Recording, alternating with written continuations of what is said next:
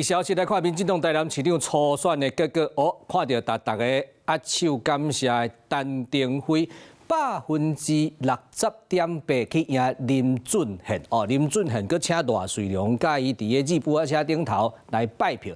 林俊宪伊讲伊家己无够拍拼啦。即马即个结果，伊接受伊的支持陈定辉。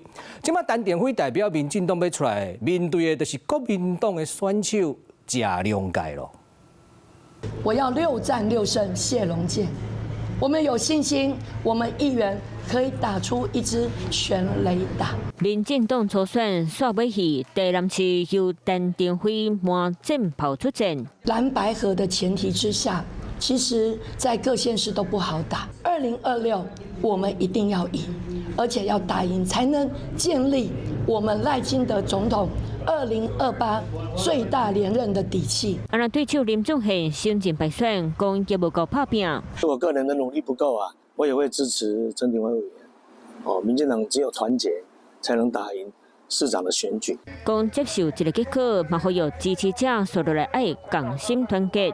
总统大清地的本命区林俊宪、陈定辉两边争到官楼3地。今仔日民调结果，陈定辉摕下60.857%的支持度，赢过林俊宪的58.163%。两人敢差2点外的8分点，这嘛等于刷落来民进党陈定辉的第6摆对决难赢贾良介。